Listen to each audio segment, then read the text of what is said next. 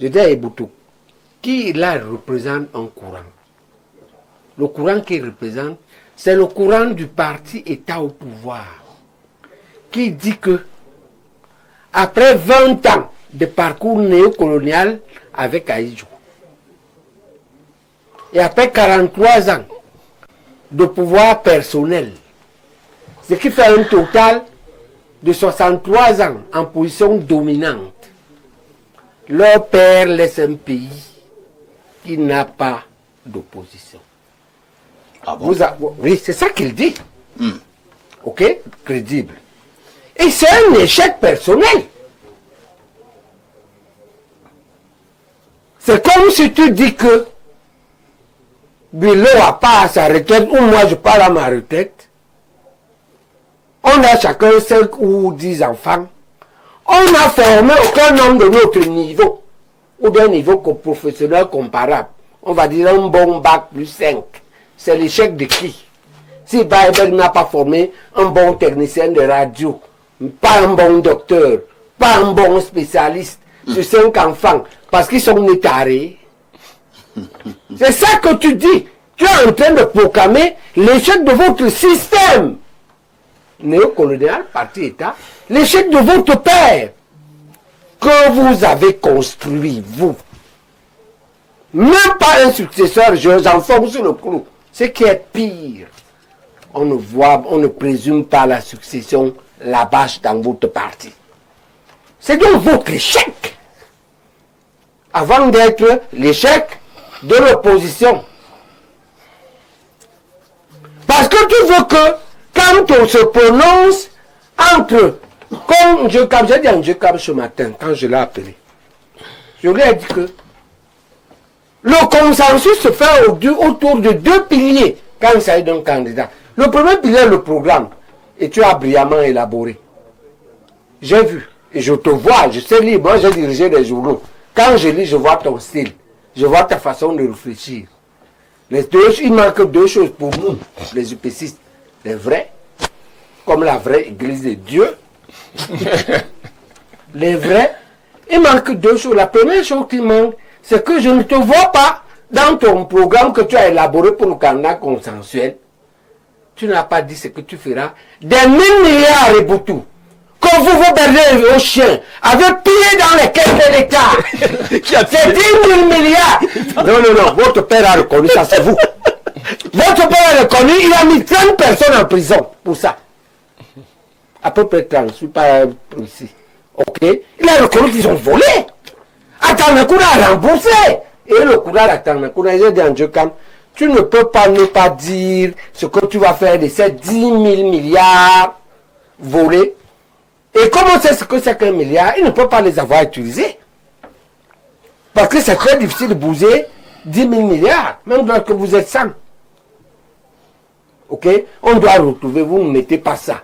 Vous n'avez pas le courage politique d'attaquer ce problème. Je n'ai pas dit que vous devez forcément proposer ma solution qui était de prendre ça au fouet. Je ne recule pas sur ce que j'ai dit. Si moi, vous ne me votez pas, hein, je suis d'accord. Mais si je passe, c'est dans par force que vous allez remettre l'argent là. On ne peut pas accepter ça. Maintenant, je ne dis pas forcément que vous adoptez ma solution. Mais proposez autre chose. Comment vous allez faire pour prendre cet argent? Ça ne figure pas. Et la deuxième chose qui ne figure pas, qui est importante dans votre projet, c'est le contentieux hystérique. C'est-à-dire ce que j'ai dit à l'entente. Vous voulez gouverner le Cameroun que les gens ont conquis. Ils ont pensé, ils ont élaboré, on les a écartés. On vous a imposé arbitrairement après avoir éliminé politiquement, militairement. Vous continuez la négation, le déni. Vous ne les reconnaissez pas. Maintenant, votre mentor principal, lui l'a reconnu.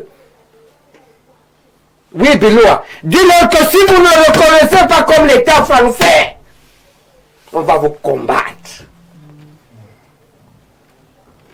J'ai dit à Ndjekam Saboneke, si le RDP se reconnaît, vous allez nous mettre devant un dilemme. Parce que Chiroma a un problème. Lequel? Ah, je vais te dire 4 problèmes. Il a 4 trahisons graves. Quand un type a trahi 4 fois, je vais vous les compter. Il a trahi la première fois l'UNC en 84 parce qu'il était dans le coup d'État. Et 1000 morts. Pourquoi il était dedans? Parce qu'à l'époque, il n'est que chef service à la régie. Quand on attrape tous les négociants, on l'attrape. Mais il a fait 6 ans de prison, il n'a jamais contesté. Dit qu'on m'a mis en prison pour rien, je ne connaissais pas. Donc il était complice. Deuxième trahison, il entre avec l'UNDP. Il est même parmi les créateurs. Il trahit l'UNDP. Parce qu'il est dans le gouvernement, ministre du Transport, sans dire à l'UNDP. L'UNDP s'est réuni en comité central 4 ou 5 mois après, on le vit. Lisez l'histoire. Il chemine avec l'UNDP, on le vit. Il s'en va avec Moustapha, il crée l'ANDP. Je ne sais pas ce qui s'est passé là-bas. 2007, il crée le FSNC. Ok. D'accord, très bien. Mais il est en coalition encore avec le RDPC. Il trahit alors le RDPC. La candidature a ce problème.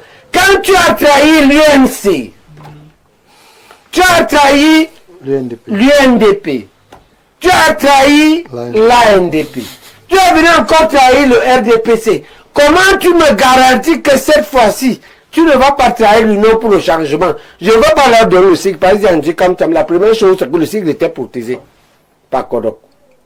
Tu veux l'adopter pour donner à une autre entité. Tu vas nous allons chuter, professeur. D'accord. Donc, un type qui a trahi 4 fois 4 institutions, tu demandes de le mettre en compétition avec une autre institution, le RDPC, qui lui aussi nous a trahi au moins 4 fois.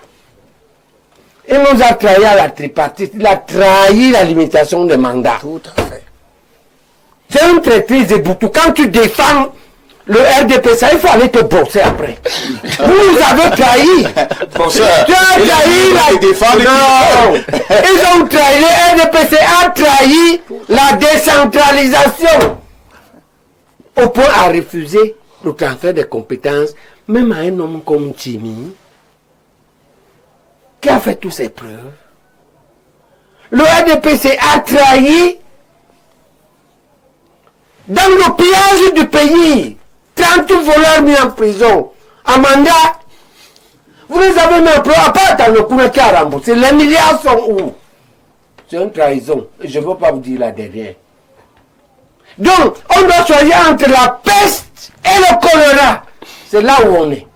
Tu comprends pourquoi un opposant sérieux, un Camerounais cultivé, doit prendre du recul et attendre. Nous, à l'UPC, ce qu'on va faire, on dit à Chiroma que dis-nous toi-même ce que tu vas faire pour qu'on accepte que tu ne vas plus trahir. C'est compris.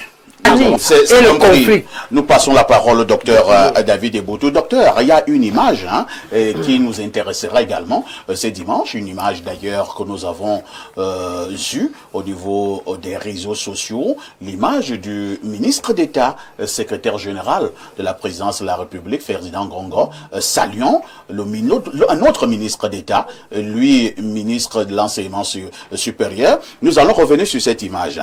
Et vous voyez bien que le chef traditionnel enlève son chapeau et quelqu'un de me dire en préparant cette émission que la tête du chef a été détrônée. Comment vous analysez d'abord ce qui se passe là au niveau de l'écran? Alors, je crois que le ministre d'État Famara Ndongo n'y était pas en tant que ministre d'État. Je crois qu'il était là-bas en qualité d'autorité traditionnelle. Et il enlève son chapeau. Je crois que ce geste est à expliquer davantage sous l'angle de la représentativité. Je crois que le ministre Famara Ndongo était là en face du délégataire d'un autre chef traditionnel qui lui est hiérarchiquement au-dessus de lui en termes de chef. Le chef de l'État est Nomengui dans la région du Sud. Et donc, il est le légataire en termes de potestat. C'est-à-dire qu'en termes de pouvoir de la communauté Boulou, il est ce qu'on a le plus haut dans le pouvoir traditionnel, Nomengui.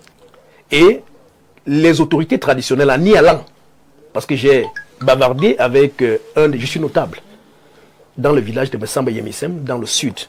Et un des chefs de ma communauté y était. Et donc ce geste du ministre Famondongo, en réalité, c'est plus simplement au fait que les chefs reconnaissent en le délégataire du Nomengui le fait qu'il le représente. D'où la symbolique du chapeau qui est retiré. En tout temps, quand même, pourquoi Bon, les car il a le Nomengui. S'il vous plaît. Il a le Nomengui de Boulou ou il a le Nomengui de la République.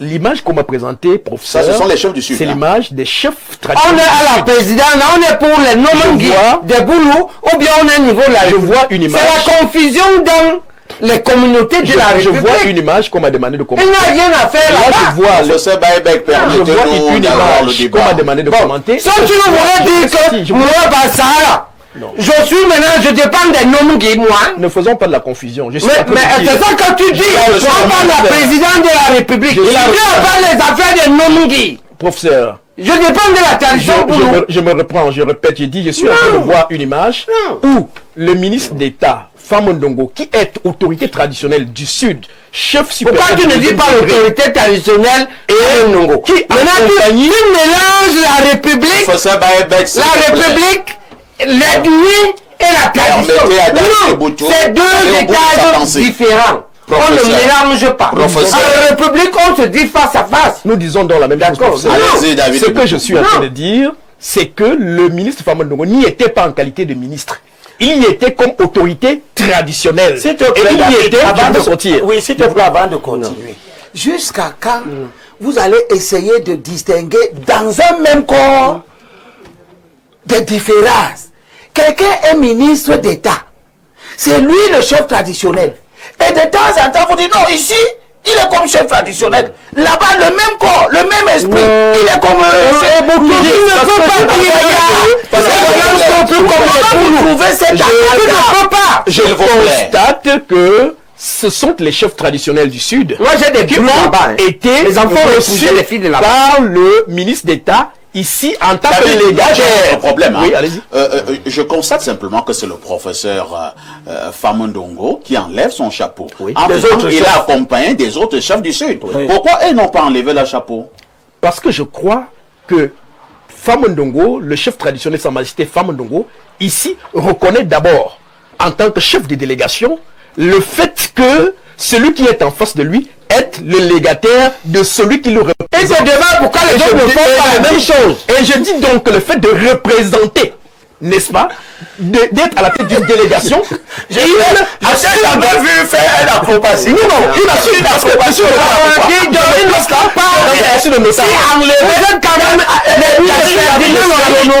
Je suis en train de Enlevez le chapeau. Oui. Enlevez le chapeau. Il enlève le chapeau devant le Nomengui. Attends. Enlevez le chapeau. Oui. Personnellement, c'est un non-événement. Voilà. Mais si vous voulez lui donner une signification, Oui. à ce moment, votre discours commence à ne pas couler. Ce que Parce je- que, autant, Famondongo, je ne sais pas s'il était là comme le chef des autres chefs. Vous voyez très bien que c'est lui qui dirige la Bon, délégation. si donc enlever le chapeau fait partie Oui. de l'expression du respect qu'on donne au Nomengui, Oui. c'est tous les chefs qui auraient dû le Qui faire. devait enlever? Ensuite, je te dis donc que Oui. le costume, chef enlève les autres, le costume hein? du chef traditionnel, des pieds jusqu'à la tête, rentre dans l'expression de la tradition. Oui. Chez nous, au littoral, le chef traditionnel n'enlève pas sa toque. Je sors. Il n'enlève pas sa toque. Tu vas me dire que c'était pas le littoral. C'est d'accord, il avait la parole. Donc, je reprends la parole, il chute, et on passera seulement à quelqu'un d'autre. Allez-y, docteur. Professeur, ne m'entraînez pas dans la confusion. Professeur, c'est ce que je dis. Et là, vraiment, j'aborde ma casquette de notable dans la région du Sud. Je suis en train de dire que la controverse, je ne l'ai pas vue.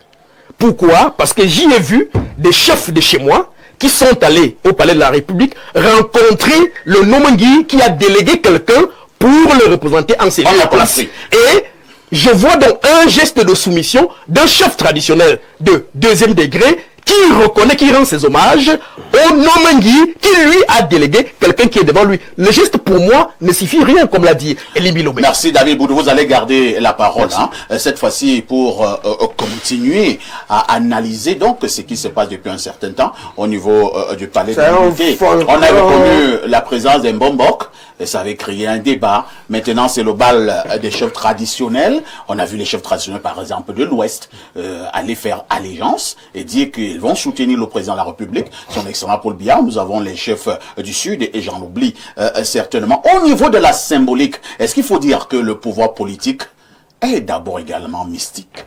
Je crois que le pouvoir politique en Afrique, en tout cas de ce que je lis, j'ai lu beaucoup d'auteurs, Oumdigui et les autres, qui rappellent effectivement qu'il y a un trait d'union assez étroit entre le pouvoir politique et le pouvoir mystique, ou alors le pouvoir métaphysique.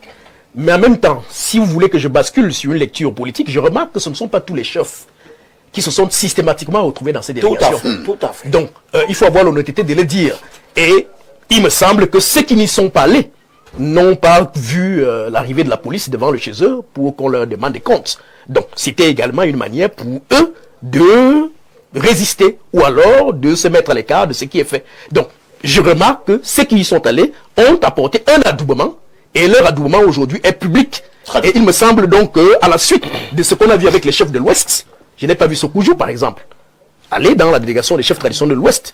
J'ai vu des chefs Sawa et autres, il y a pas mal de chefs qui n'y sont pas allés. Donc, estimons que ceux qui y sont allés, en réalité, apportent également un soutien à la fois symbolique, mais également physique, pour qu'on sache effectivement qu'ils apportent leur soutien indéfectible à un candidat qui est leur choix. Vous n'allez pas les relever de leur chefferie à partir d'octobre. C'est pas tout promettre que vous n'allez pas. Vous n'avez vos préfets, nous n'avons pas les relever. Vous pouvez les relever. Je fais une lecture, je remarque que tous les chefs n'y sont pas. Non, moi je te dis donc ce qui arrive. On sait que vous allez enlever les chefs. On ne va rien leur faire.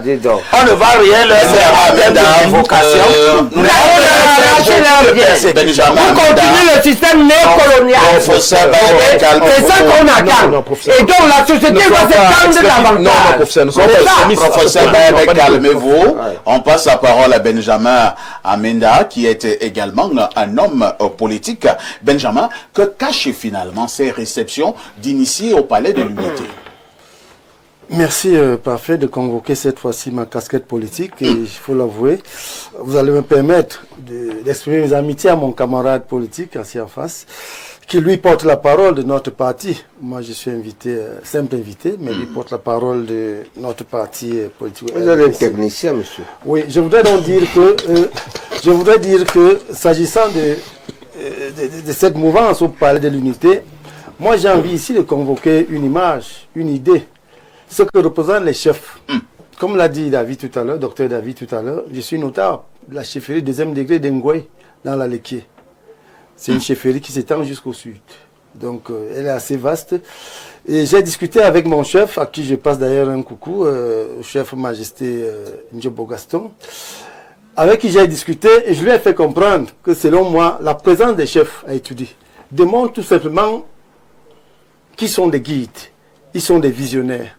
Et c'est à ce titre qu'ils sont convoqués à la présence, pour effectivement porter la voix de leur population. Ils n'y vont pas pour aller dire qu'ils sont porteurs d'un message des populations.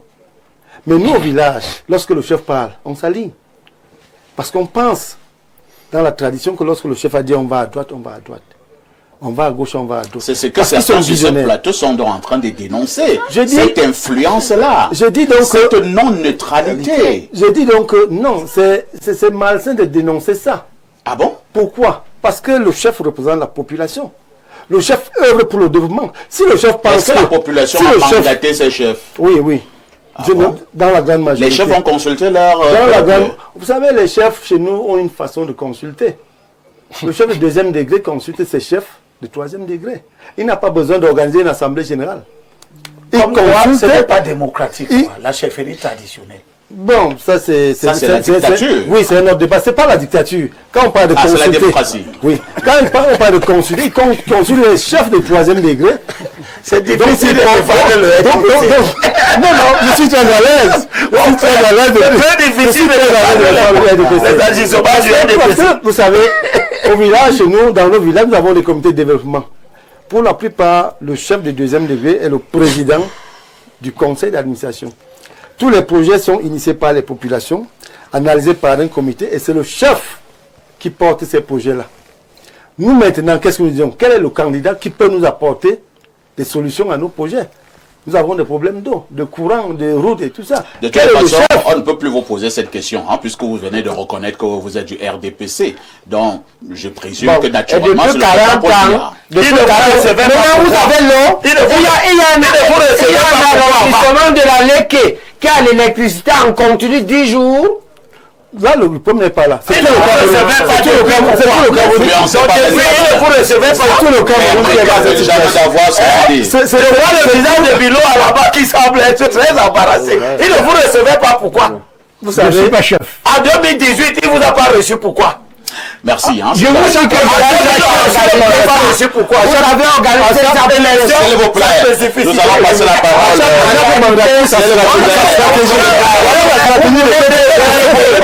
Payer les ressources de l'État. Voilà la stratégie. Il n'a pas besoin de ça. Fidel Castro, Elim le débat c'est par ici. Voilà. Et maintenant, la personne qui va prendre la parole, c'est Fidel Castro. Fidel Castro, j'ai pris un exemple tout à l'heure. C'est vrai que beaucoup n'ont pas véritablement suivi mon chemin. Je disais que le président Paul Biya avait fait le tour des 10 régions où il avait reçu ce pouvoir traditionnel. Entre-temps, nous avons l'impression que nous faisons la voie inverse. C'est d'ailleurs le pouvoir traditionnel qui vient des 10 régions pour aller le retrouver au palais de l'unité. Avez-vous l'impression que ce aura la même conséquence, c'est-à-dire le président va continuer à détenir et à maintenir le pouvoir? Papa, ici, je voudrais, à la suite de Benjamin, dire que c'est vrai que je fais des questions de sport, mais j'ai la casquette de juriste. Donc, je vais préférer rester sur le couloir que je maîtrise le mieux. Maintenant, vous avez posé votre question d'entrée, qui est celle de savoir est-ce que le palais d'Etoudi est un lieu mystique? Je vais répondre directement par l'affirmative. Ah bon? Tout lieu de pouvoir est un lieu mystique. Tout lieu de pouvoir est un lieu mystique. Moi, ce qui me gêne un peu, c'est qu'en Afrique noire, notamment dans l'Afrique subsaharienne, le pouvoir politique a tendance à utiliser le pouvoir traditionnel pour mieux s'installer et pour asseoir son pouvoir. Regardez partout, ça se passe partout. Lorsqu'un chef d'État, vous allez voir que généralement, il va vers le pouvoir traditionnel. Parce qu'il sait que le pouvoir traditionnel domine directement sur ces sujets. Et c'est en cela que je trouve ça assez dangereux. Pourquoi je le dis? Moi, ça ne m'aurait pas gêné que le président de la République ait fait des consultations. Mais les consultations, on ne les fait pas à la veille de la période électorale. En le faisant à la veille de la période électorale, ça veut dire qu'on biaise déjà le processus démocratique dont on veut défendre. Parce que le président de la République peut consulter le professeur Bayebek qui est de l'UPC. Ça ne dérange personne. Il peut consulter M. Elim Bilobe, qui sont des acteurs de la société civile. Maintenant, ce qui dérange et ce qui gêne, vous l'avez souligné dans votre propos, mais beaucoup n'ont pas prêté attention sur ce plateau. Ce n'est pas tant la visite qui pose un problème, c'est le contenu de la visite qui pose un problème. Parce que lorsque les chefs vont faire des incantations pour dire que nous on dit que c'est Paul Biya, là ce n'est plus de la consultation. Là ce n'est plus de la consultation, c'est-à-dire qu'ils sont allés faire allégeance à un candidat. Et si on s'entend que dans notre société traditionnelle, une fois que le chef a parlé, ces sujets sont obligés de le suivre. Ça veut dire que là, on a faussé le jeu démocratique. C'est ça qui me pose en moi un problème fondamental. Et donc aujourd'hui, c'est le professeur Bayebek qui l'a dit, vous savez, sur le plan juridique, on a ce qu'on appelle les tribunaux coutumiers. Vous vous imaginez que le chef qui allait faire allégeance à M. Paul Biya, et parfois, au Cameroun, c'est pas moi qui veux le dire, certains bureaux de vote sont souvent logés dans les chefferies. Vous le savez. Vous savez, et on s'est battu certains bureaux de vote sont souvent logés dans les chefferies. Imaginez-vous donc que le chef qui a fait allégeance à M. Paul Biya, que ces mêmes chefs reçoivent un bureau de vote, vous pouvez me dire ce qui va se passer? Dans l'imagerie populaire, c'est qu'il y a déjà trucage dès l'avance. Bien sûr. Dans l'imagerie populaire, il y a trucage dès l'avance. Ça crée que des problèmes. Donc, en réalité, je pense que ici, ça n'a pas été très bien fait. Très bien. Pour ma part, je pense que ça n'a pas été très bien fait. On aurait pu faire autrement. Malheureusement, moi, je dis, parfois, on pense faire les choses, mais on les fait mal. C'est ça. Personne n'interdit au président de la République de recevoir qui il veut. Personne n'interdit au président de recevoir qui il veut. Mais c'est surtout la finalité, au contexte où nous sommes, je pense que ce n'était pas très beau. C'est compris, hein, fidèle. Repartons au niveau de notre messagerie. Très belle émission. J'aime le choc des opinions sur les problématiques abordées dans votre programme. Un autre message, hein, c'est le +1 204. C'est un message du Canada. Bonjour parfait. C'est triste de voir comment les Camerounais se déchirent juste pour protéger leur gagne-pain. L'écart est devenu la norme. C'est terrible. Politique, sport, vie sociale, rien ne va. C'est Ange qui envoie ces messages. Le professeur Maurice Kamto, ex-candidat du Manidem, récemment démissionnaire du Manidem, certainement pour rejoindre son ancien nouveau parti, le MRC, ne peut pas se positionner en faiseur de roi. Et pourquoi? Ceux qui me lisent, ceux qui lisent mes billets sur ma page Facebook savent que j'ai expliqué, je suis largement revenu là-dessus. Pour la simple raison que nous avons en face un leader qui s'est dévoilé au fur et à mesure que le temps est passé et qui a démontré en réalité son côté nombriliste au plan politique. Hein. C'est-à-dire qu'on dit d'un leader qu'il est nombriliste, c'est qu'il voudrait que tout ce qu'il y a en termes de météo politique, en termes d'actualité forte, tourne autour de sa personne.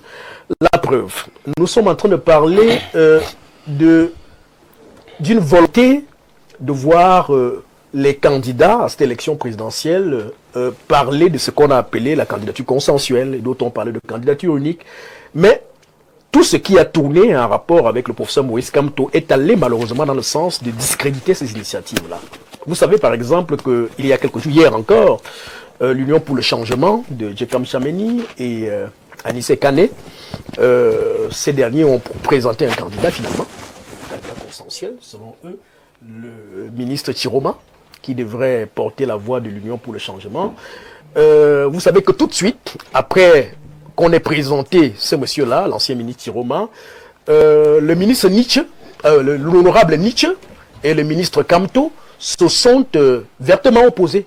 Allez-y lire le communiqué ou la sortie, il y a encore quelques jours, de l'honorable Nietzsche, qui rappelait déjà que toutes les actions ou les activités qui étaient menées dans le sens de chercher une candidature consensuelle du côté de l'Union pour le changement étaient de non-avenue, simplement parce que cette initiative-là n'était pas portée par ces acteurs-là, notamment l'honorable Nietzsche et le professeur Kamto. Et est-ce qu'il faut dire en français facile que très rapidement, oui, M. Kamto et M. Anissé Kane du Manidem se sont déchirés? Alors, je ne parlerai pas de déchirure de façon sentencieuse, mais je dirais qu'il y a une grosse mésentente aujourd'hui. Vous avez suivi la sortie de Sambaka hier, qui réclame aujourd'hui, par exemple, qu'il est resté le seul membre du groupe de Douala et qu'il ne se reconnaît pas en l'initiative de Djekam Chameni et d'Anissé Kane qui sont allés au nom, sous la coupole de l'Union pour le changement, désigner M. Chiroma. Tout ceci pour dire quoi?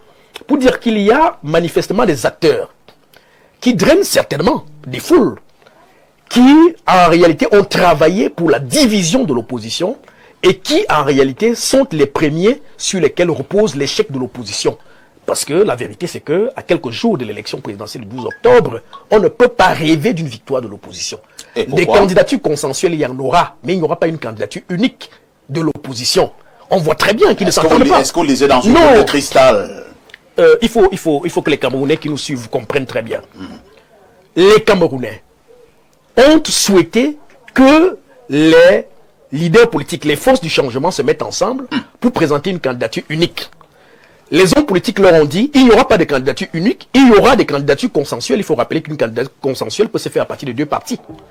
Et hier, l'Union pour le changement d'Anissé Kane et de Djekam Chameni ont sorti un candidat qui est M. Chiroma. M. Chiroma ne sera pas avec M. Belouboula, par exemple, pour faire bloc ou front au niveau du Grand Nord. On les met de côté. Vous savez qu'en ce moment, M. Cabral Libi est en Europe pour un meeting de ce côté qui a d'ailleurs réussi, parce que j'ai vu des images sur les réseaux sociaux. Il n'en parle pas. Vous savez que M. Matoma n'en parle pas. M. Joshua aussi n'en parle pas. Alors, dans quelle dynamique allons-nous donc nous inscrire pour penser que, à quelques jours de l'élection présidentielle, des gens vont se mettre ensemble pour répondre à l'appel voulu par les Camerounais? C'est pour cela que je conclus de façon sentencieuse en disant ce sera un échec. Et nous, dans la conférence de presse, le point de presse que j'ai annoncé tantôt, nous allons tirer les conséquences et donner notre orientation à partir des itinéraires, à partir du constat que nous avons fait des postures adoptées par tous ces candidats. Parce qu'on a finalement compris, et je sors par là, on a finalement compris, et j'en suis convaincu, que la politique chez nous n'a rien à voir avec une posture transformationnelle, elle est davantage transactionnelle. C'est compris, hein, professeur Baebek Pouler. Le professeur Maurice Kamto n'a pas encore donné de manière très claire ses consignes de vote. Nous sommes à quelques jours du début de la campagne présidentielle au pays. Comment vous analysez une telle posture de M. Kamto? C'est une stratégie politique ou tout simplement de l'égoïsme? Bon, la première chose, c'est que quand on a été candidat aux élections, et qu'on n'a pas franchi la barre, et qu'on s'est devenu sans recours, quand le recours n'est plus, on a épuisé les recours. Tout à fait. Normalement, on ne parle plus. Et donc c'est normal s'il ne parle pas. Et moi je parle là. En réalité comme un leader d'opinion.